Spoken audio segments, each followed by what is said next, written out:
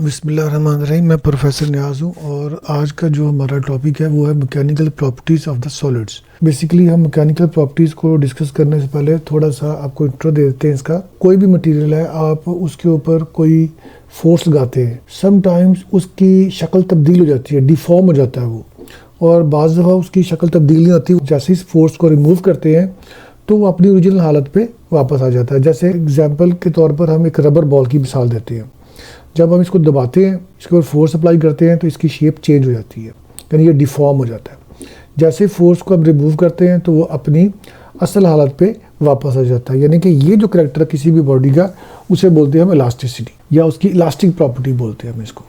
और जो परमानेंटली वो डिफॉर्म हो जाए, ये उसके अंदर एक प्रॉपर्टी है, उसे बोलते हैं strain.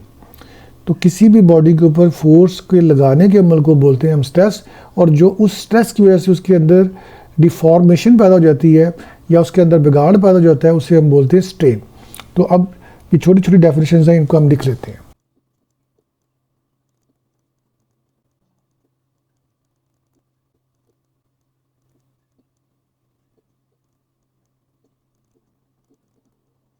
The ability of a body to return to its original shape when external force or stress is removed is called elasticity। जी, यहाँ एक टर्म और यूज हुई है, स्ट्रेस। स्ट्रेस क्या है? फोर्स पर यूनिट एरिया।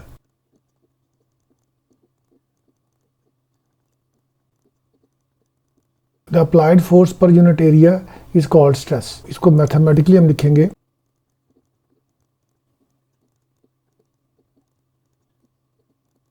सिंबल इसकी है ये sigma, which is equal to force पर यूनिट एरिया। ऐसा यूनिट क्या है इसका?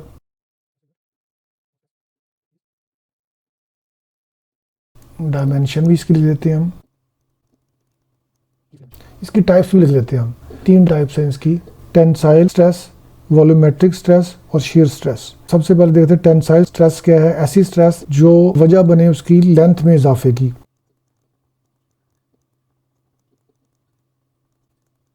नंबर 2 हमारे पास है वॉल्यूमेट्रिक स्ट्रेस, और नंबर 3 हमारे पास आती है shear स्ट्रेस। वॉल्यूमेट्रिक स्ट्रेस क्या है? The stress which causes the change in volume.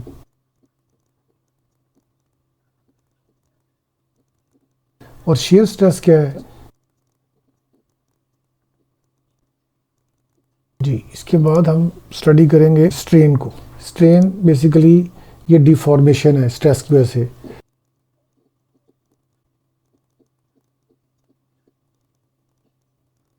Ji, deformation due to stress is called strain, और टाइप्स इसकी 3 है, वही जो हमने स्ट्रेस की लिखी थी। टेंसाइल स्ट्रेन, वॉल्यूमेट्रिक स्ट्रेन और shear strain.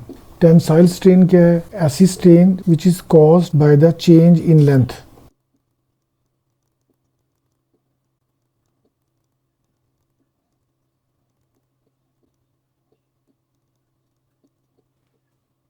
Deformation in length is called tensile strain, या हम ये भी लिख सकते हैं fractional change in length is called tensile strain. और फिर आ जाता है volumetric strain, fractional change in volume.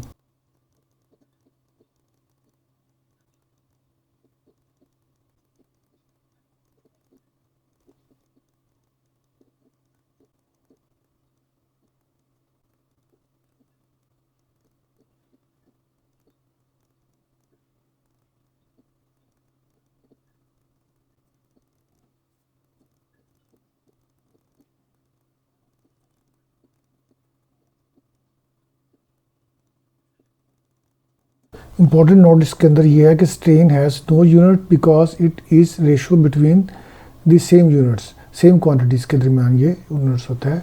और shear स्ट्रेन में हमें लिखा है कि deformation in the shape is called shear strain, और फार्मूला इसका है gamma is equal to delta A over A. तो जो ए हमारे पास है ये इसकी साइड है जो कि प्रेस हुई है, ये इसका एंगल है थीटा, और ये इसके सामने वाली साइड है ए, ये है डेल्टा ए। तो ये थोड़ा सा जो कंप्रेस हुआ ये एंगल, शेप के अंदर चेंज आ गई है। इसमें जो फोर्स लगी है वो अंदर की तरफ लगी है, जिसकी वजह से ये अंदर पिचक गया। इसके बाद हमारे पास आता है modulus of elasticity. It is the ratio between stress to strain, और इसमें शर्त यह है कि जो स्ट्रेस है वो बियॉन्ड लिमिट्स ना हो।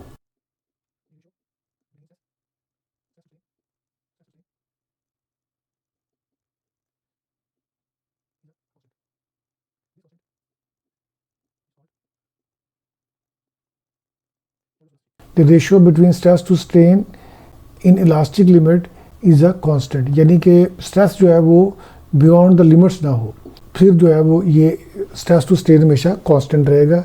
इस कांस्टेंट को हम बोलते हैं मॉडुलस ऑफ इलास्टिसिटी। टाइप्स इसकी 3 है, यंग्स मॉडुलस, बल्क मॉडुलस और शेयर मॉडुलस। सबसे पहले हम लिखते हैं यंग्स मॉडुलस क्या है।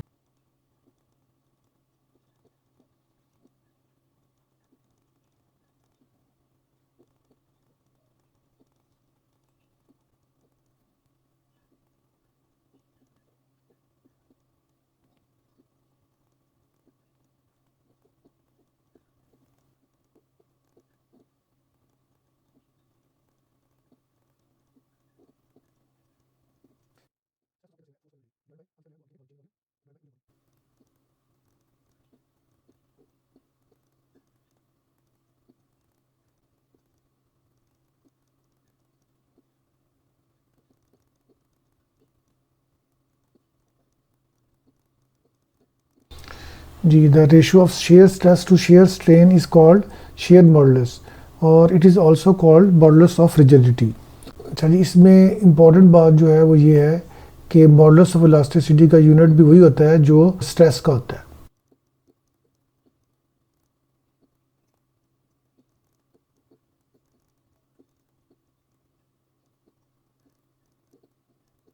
जी, नोट हमने लिखा है कि modulus of elasticity has same unit as unit of stress, यानी स्ट्रेस का और मॉडुलस ऑफ इलास्टिसिटी का एक ही यूनिट होता है, वो क्या है, पास्कल और न्यूटन पर मीटर स्क्वायर।